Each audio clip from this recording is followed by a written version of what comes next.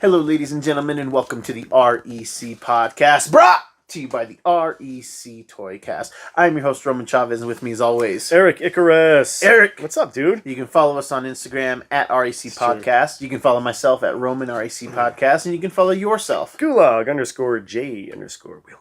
And hey guys, we are selling some comics at REC Comics. We have another page. We're going off a little slow. We've got some really cool stuff on there. We're adding new things every week, so go over there, check that out at REC Comics. How are you doing today, my friend? Dude, I'm good. Good. Hanging in there, man. Yeah. Good, man. I'm glad. Life's hard for you, isn't it? It's pretty hard, man. Yeah. Especially with that rockin' combo you got going on today. My Mick Foley gear. Your Mick Foley gear, yeah. What was his finishing move? He had the shooting star press as Cactus Jack. Okay. The mandible claw as Mankind. Yeah, I don't remember the Dude Love finish though. Yeah, I don't know. He wasn't my favorite. I didn't like Dude Love. Dude, I wonder, he didn't, but arguably he'd have to get paid a lot more because he's three different characters. Yeah, 3 different characters. Yeah. Vince probably found a way not to pay him. Of course. He's like, well, you're just one guy. Yeah, you're Mick Foley. Yeah. Get out of my office. And this is definitely by no means a wrestling podcast. We always kind of veer into it somehow. Dude, I feel like a lot of the stuff that I like some of the gaming streamers I'll check out, they get into wrestling a lot. It's weird. Yeah, it's like this weird taboo thread that a lot of people don't admit that they either like wrestling or used to like, and we're talking professional wrestling. The most electrifying entertainment, okay? Sports entertainment. Thank you. Erik's way more into it than I ever was. Lately, yeah, it's weird. You've been watching all these documentaries and stuff? Oh, yeah. Yeah, it's been a little crazy. I mean, we both watched it as kids. Yes. I saw The Rock. Yeah, you liked it a lot, dude. Yeah, from 96 to maybe 98, 99. Right. I was like, man, wrestling is super fun. Yeah, it was. Fun. Yeah. And maybe it still is. I have not watched a match. Yeah, I've watched old school matches, your boy DDP. I get why you like him. Yeah, he was amazing. He was fun. He was fun. And he was one. I like those guys who don't look like they should be athletes. Like BJ Penn from the UFC. That guy, there's been some times in his life where he's been, fit, but other times, how is this guy a professional fighter? And then you're just you're dead. He just chokes you out, you cannot do anything to him. And, Diamond Dallas Page he looked tired every time I saw him. He looked so tired. But he looked like he was tired and got some smelling salts, right before, and he probably did. Let's be real. But he had that kind of that vacant, intensity. Yeah. It was there. All the lights were on in the house, but the house was completely empty. It was just one of those weird things. I'm sorry, guys. We weren't going to talk about wrestling, so I digress. We did want to touch on some very interesting news. We've been... I think we've been fortunate to keep the show going, and especially as much movie stuff as we've been talking about. We've been able to fixate on. Because, as my wife said the other day, how are you guys still doing so much movie stuff when there's no movie news? Right. We've been getting little bits and pieces there. We've been able to have some fun. Yeah. And last week we heard that Jamie Foxx is going to be returning somehow as Electro in the MCU Spider-Man 3. Max Dillon, the man himself, whom is not a great criminal in the comics, but he's not on the spectrum Jamie Foxx's character was. No. He's just kind of the Amazing Spider-Man low level superpower. Yeah, just hey, he likes money. Yeah, well, he's a robber. The thing is, he's got a lot of power, but the fact that he's not a bright person is always interesting. Right. It was very much the Peter Parker thing. Peter Parker. Is not some gallant hero as Peter Parker, but as when he gets the spiders, the powers, this is what he does. Just like a lot of Peter's other villains, when they get the powers, instead of doing something good, they do something bad. Right. They always feel like the world is against them, that these things are rigged against them. Even the smart ones. And some more news came out a little later in the week that Doctor Strange, Benedict Cumberbatch himself, is going to be reprising his role as Doctor Strange in Spider-Man 3, what we're calling, I think we're all calling it Long Road Home, or There's No Place Like Home. I think that keeps going around because it does not have an official title yet. this is Or interesting. Spider-Man Holmes. Spider-Man Holmes. And he's with Michael Pena from Ant-Man. That's the new crossover. That's the crossover right there. Yeah, just him in the van and Spider-Man.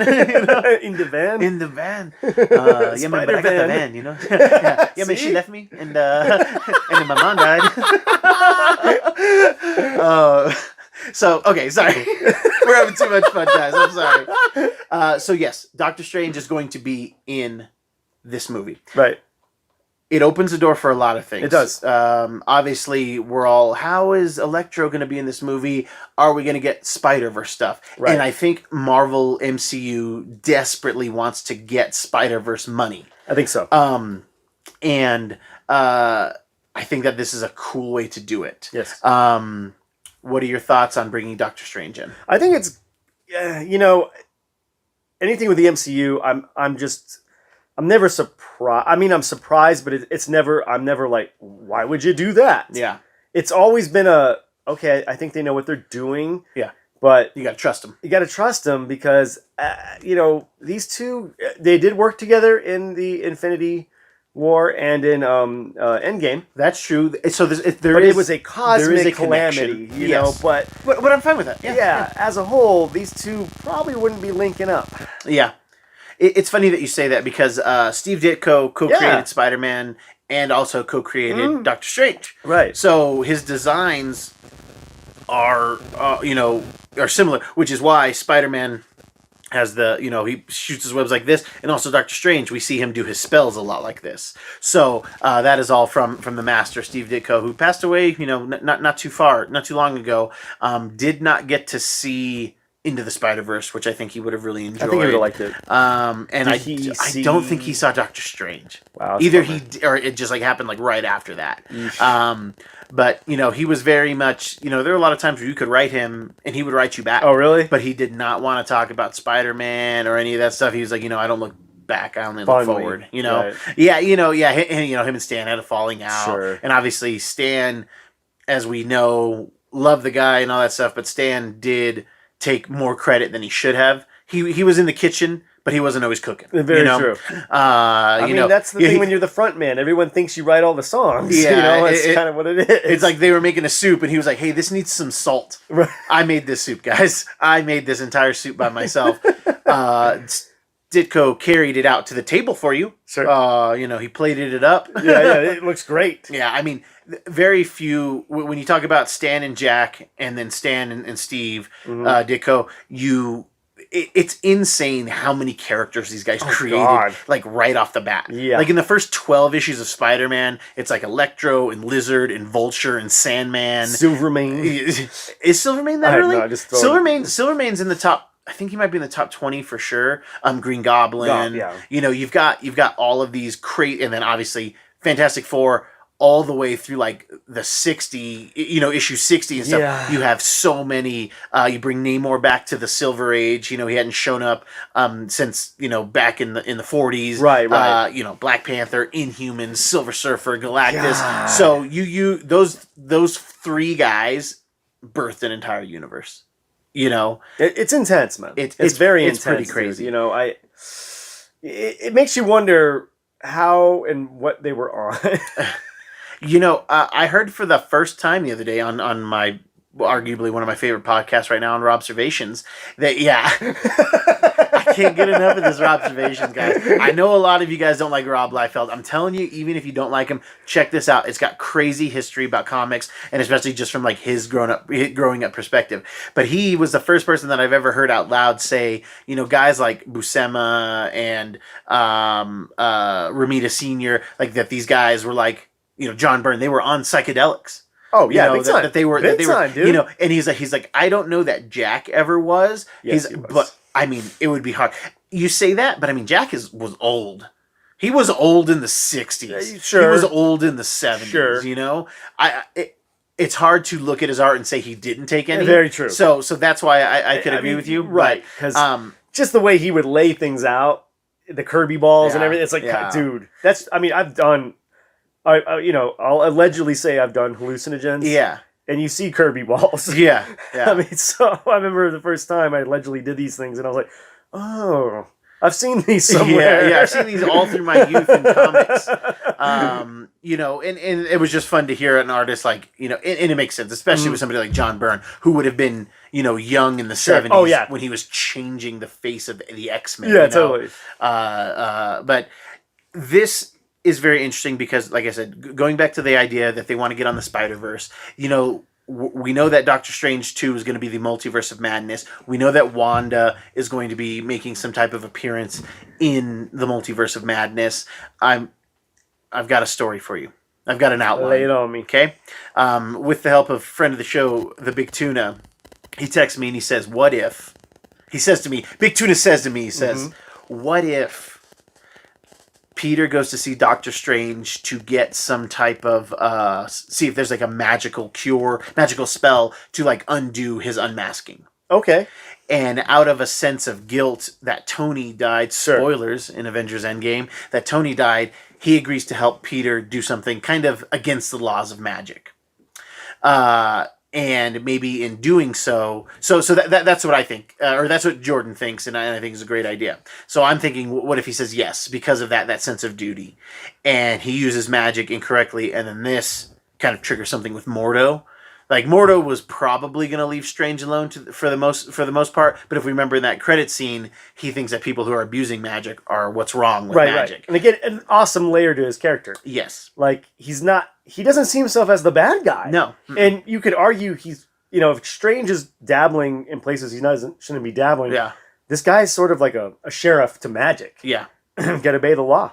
And they definitely they've got to have more in mind for Mordo than what we do in the comics. Because in the comics, Mordo is actually a servant of Dormammu. Caecilius is not a character that I'm familiar with, and not that he doesn't exist, because I definitely haven't read all of the Doctor Strange stories, but Caecilius was not somebody that I was familiar with, and Mordo had usually served in that role of like the doorway to Dormammu. Right.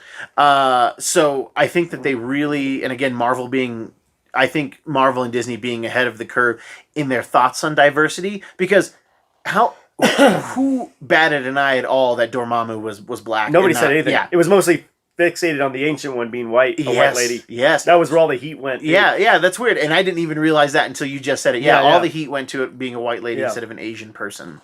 Which, I mean, they said they were whitewashing it, but I think they were trying to do the reverse and try not to make it an Asian caricature. Yes. That it was, unfortunately, can look at it in the comic books as an Asian caricature. Yes. I think they were trying to get away from that. Ended up shooting themselves in the foot. Like, we want our Asian caricature. Keep it straight. Yeah, however, I mean, how much did we all love Tilda Swinton as the Ancient One? She was great. Yeah, she's a show stealer for me. Right. She adds so much. She is such a fantastic actress. She's amazing. And her time stretching on speeches or monologue is amazing. Yeah, oh, it's so good. Yeah. So I think that is going to set up something in Doctor Strange, and then the reason I bring up Wanda is because, like, again, maybe Strange is messing with the timeline too much, or dimensional too much, or he goes someplace else and grabs something from there that he shouldn't. But I think we're going to start getting the breadcrumbs here. Sure. Because at this point now, we have a two Strange appearance in his own movie and then in this, and then we have Wanda showing up in two things outside of Avengers products. I mean, this is going to be the first time she's outside of anything. Yeah, you know, of that awe and that wake that is Chris Evans and Robert Downey Jr. and Chris Hemsworth of the original the big seven. Three, yeah. You know, seven. I'm thinking the original seven because you've got and I remind me to come back to Hawkeye real quick. Jordan sent me something I meant to talk to you about. The original seven. So she's going to get the chance to shine, and it looks like they're going to put her at the forefront. And I'm starting to get more House of M vibes than I was getting before. Oh, yeah. For years, I've been calling for the Secret Invasion plotline to happen, and it feels like we're going in that direction. A version of it. It feels like we're going in that direction. But I think we're also getting House of M, like you said. I'm getting House of M vibes more than usual. Secret Invasion, Secret War. I think House of M is going to be the big payoff. I think House of M is going to be the Infinity War for Phase. This will be Phase 4. Phase 4? Yeah. We are in the midst of Phase 4. Yeah. So I can see this playing out a few different ways. I think you're right. I think Peter obviously has to go see Strange for something, otherwise he wouldn't be in the movie. And what's cool is I love the vibes I'm getting from the old school 90s animated Spider-Man show. Yeah. With the Madam Web stuff. Yes. And, you know, opening up these gateways to different dimensions, which I never took Spider-Man as an interdimensional superhero. Right. And then the cartoon kind of made him one of those, like, that was my first dimension experience traversing with it. people. Me too. Yeah, like the original, for me, the original kind of Spider-Verse is Spider-Man the Animated Series. Absolutely. They did Madam Web. They did a version of that there. It's just a smart thing that they did with the most recent Into the Spider-Verse, or Edge of the Spider-Verse, and then Into the Spider-Verse movie, is that they really did pick very different, like not everybody's Peter Parker. No. You know, in that animated one, it's all different Peter Parkers. Right, there's an Iron Spider-Man. The Armored Spider-Man. Spider-Man. Armored Spider-Man, the Spider Octopus. Yeah. Where he's got the arms. There's the one who's which I thought was genius. There's the one who's the actor who plays Spider-Man. Yes, like he doesn't have any powers. Yeah, he's just like, what am I doing here? Which I'm like, wow, how meta. Yeah, that was meta before meta. Right. Because remember how the series ended. Yeah, he meets Stan Lee. Yeah, he goes and meets Stan and realizes that like his story. It's kind of the idea. He's the hero, even though he's fiction. Yeah, he's inspiring. Yeah, you know, it's kind of interesting. And that's like a cool idea about like other dimensions. Like, what if other dimensions manifest in through people that way? Absolutely. So like that's how we're able to see them, because wherever there is a world in which the New York has the X-Men and the Avengers and all that stuff, but only Stan and Jack and Steve and all those, only they could see it. Right. That makes sense. So they're putting it out there. Yeah. I don't know. That's an interesting hypothesis, and I'm not even that stoned. So, he's lying. Yeah, I'm not that stoned. All right. So you're picking up on those vibes. I really, when the Russo brothers were talking about doing Secret Wars, I was like, oh, cool. So we're going to change gears a little bit. Now I don't know. I have no idea. On a side note, you never hear about, the Russo brothers' sister, Renee. I don't get why they don't ever bring her up. I mean, do we tell them that she was in Thor? Several Thor movies. Yeah, so they did cast her. So the sister. gentle humor from our. You come out with the best gentle humor. You really know how to take the piss out of my conversation. Anywho, back to it. Man, like how long have you had that one loaded up too? No, literally just there. Man, just comes to you. Just comes to me. Is that the dimension you can see? I can see. Is the derailing this podcast conversation? There's a version of this podcast where I don't say that, where we don't digress. Yep. Where we just, we're just a newscast. It's just straight up newscast. We got 1 million subs. Yeah. This guy. I think that this is a cool way to, and kind of a discount way to keep more MCU players in our head. I think that with this big break as well, because let's be real, I mean, they were already supposed to be starting filming on this stuff months ago, but because of COVID and all that stuff, we have, so I think that these are all, I think that Electro, all of this is kind of a damage control. Control. It's, hey, we lost arguably a huge year. black a black leader. Got you. Yes. So who are our black leaders in film? Cinema, yeah. And if somebody, Jamie Foxx is so good that they're like, hey, we're gonna give you another shot at this. Right. You weren't the problem. No, he arguably wasn't. And watch Max Dillon not be that bad of a guy or somebody interesting. Maybe they try to keep him around. Because your theory is that maybe Max Dillon. There is a Max Dillon in every universe, and he has to become Electro no matter what. Yeah, sort of like Joker will become Joker. Yes, in any universe. And there's the Jokester where he's a hero, right, against the crime syndicate, right. So I thought he was the trickster. There is also the trickster as well. Yeah. Okay. There's a bunch of them. So there are ones where the Joker is not a bad dude. Yeah, the Giggler. I haven't seen the Giggler or the Diddler. All right, I haven't seen any of those. Good old giggles and diddles. Okay, so I think that they're going to try to do this more. Like, it wouldn't shock me if there is more crossover, and then maybe even more added to Black Widow, like in the end. Like maybe they put somebody in there that wasn't initially going to be in. We had time because we're going to be 2 years between Marvel films. Yeah, dude. And while everybody eats this up, when you go to, it's just like when we don't, a year between San Diego. I have some of my favorite food in San Diego, but I may never have it again. That's a good point. And I'll have to find food elsewhere. And is that food elsewhere DC Warner Brothers movies.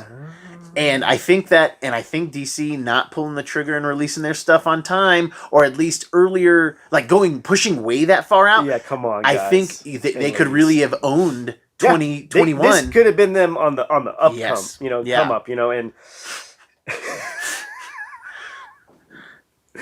I just I don't know. I think Warner Brothers and DC blew it. Yeah, to be honest with you. Yeah, their fandom had some interesting things to talk about. I was like, okay, I remember me and you both were like, wow, if they can pull this off, I think DC is still in the running. You mean fandom, aka promises?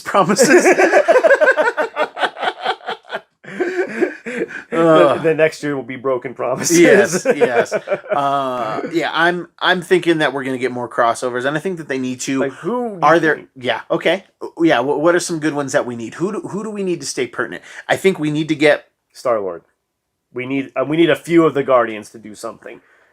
This is one of those properties that is not in jeopardy necessarily, but it kind of keeps getting pushed back. Yes, and I mean I think WB just like gave James Gunn another like project to do as well. Like he just signed on to do something else. So like he's not Marvel's anymore. Right. He's like, I'll get to it. Yeah, when I get to it, kind of thing. Yeah. And I mean with COVID being pushed, we're still 3 years out from a Guardians movie. I feel at least I would say at least. I'm gonna go 5. Yeah. So so I think that we could. I think it would make sense that we get Guardians in Ragnarok, because Ragnarok, by all intents and purposes, should come out before a Guardians Volume 3. Ragnarok or I'm sorry, not Ragnarok. Love and Thunder. Thank you. Yeah. So Love and Thunder should come out before a Guardians Volume 3. I, there's no reason why we shouldn't, because Thor was hanging with the Guardians at the end of Endgame. Right? Yes, exactly. So I mean, there's no reason we shouldn't get a few cameos. Yeah. And I think that's a good way. And again, I think it's just like, hey, we got to keep the optics on our guys. Right. I think that we get. There's no reason why Falcon or Winter Soldier aren't in Black Widow unless it's taking place between Endgame and Infinity War, where they were dust. Yeah. Who else would be interesting right now that could use some? I mean, I guess Black Panther's got to be on the back burner. Yeah, I mean, even bringing in Shuri would be cool. Yes, that's the move. You're right. Yeah, bring in Shuri or bring in Okoye. Oh yeah, who's my fave? Yeah, Okoye is my favorite part. Yeah, and then my guy. I always forget his name, the big guy. M'Baku? Yes! M'Baku. He steals every scene, too, man. I think his name is Winston Duke in real life. And I think that that the door is open for him to be, even if like the White Ape tribe are they're the King's Guard, right, or something like that, just because they were such brutal warriors. And I guess the Dor Milaje are still there too, but like they're definitely like closer to the palace than out in the mountains like they have been. I mean, they could be the ones that protect the perimeter. Yeah, and oh man, I talk about a side character who's got like a huge pop, man. Dude, everyone loves that. Everybody loves M'Baku. Yeah. And they've just done such a good job of like he's not a bad dude. He's just like, yo, we believe something else. Yeah, and this is how we handle business. Yeah. You know what I mean? Like, but when you bring one white guy in Wakanda, we got to get him out, okay? We got to get him out. Did you see what happened in North America when this happened? Yeah, you guys don't. What are you doing? And I don't know. I think, bringing in some of those side characters just to keep the Black Panther brand, somewhat pertinent. I don't think it's gonna have a problem with that. I think that the idea is like, I don't want especially the younger Black community to think that Disney's forgotten about them. Right, that's what I'm saying. We don't want it to go away. Right. Like I think, love these characters. Yeah, you could release Black Panther 2 in 10 years, and I still think it makes like $1 billion. Oh, big time. You know what I mean? Yeah. But hopefully that if you're getting Shuri out there, if you're getting Okoye, especially since Okoye was clearly working with Black Widow and the Avengers, and I've heard the term like General Regent thrown around in some of the like MCU circles in reference to Okoye, so it almost sounds like she was running Wakanda while... Sure, that makes sense. That's the implication. Right. And I would be totally into that. If like she was running stuff. But then, because Shuri didn't disappear, did she? Or she might have. Yeah, she did. Oh, yeah, she did? Okay. Yeah, I think Shuri did disappear as well. Or we'll find out. I don't know. I'm curious to see we need to get Rhodey. Like Yeah, I think Don Cheadle. I think Don Cheadle is just like totally down to do whatever. Yeah, but like, do you think War Machine gets his own movie?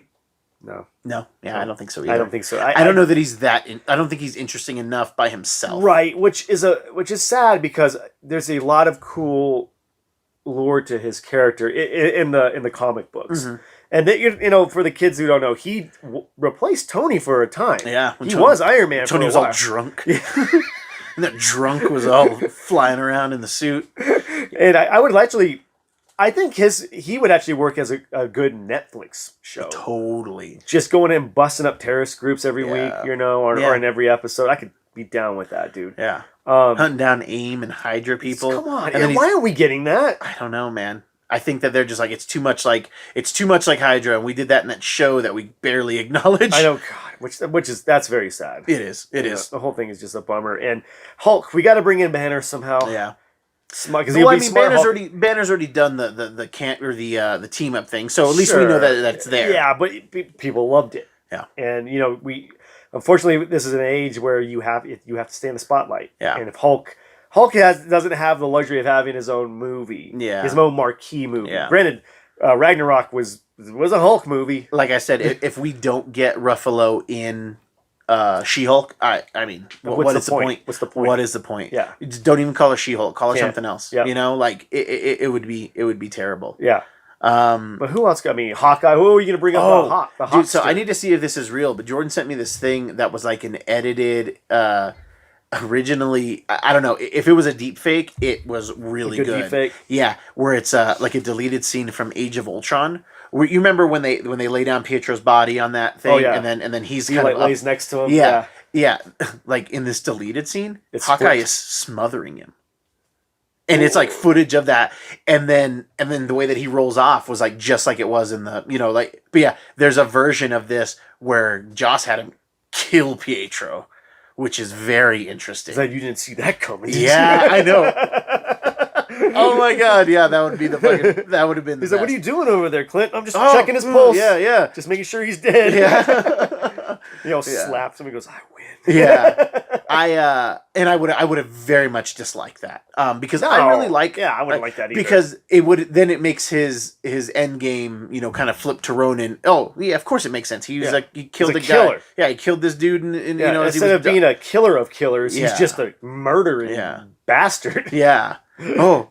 It was a really interesting clip. I'll send it to you if I can find it. Yeah, but I actually really enjoyed Pietro and Clint's back and forth. Yeah, they're back and forth in that movie. Again, weird pairing. Yes.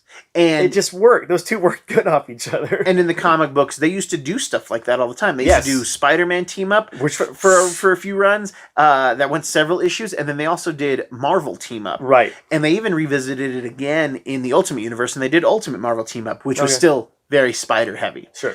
I think Spider-Man just works good with people. Spider-Man works good with he's likable, and the comedy is always there. Right. What happens when he teams up with Deadpool? Is it just one-liners for days? Or what? My God! Well, it's funny because are they just trying to outdo each other.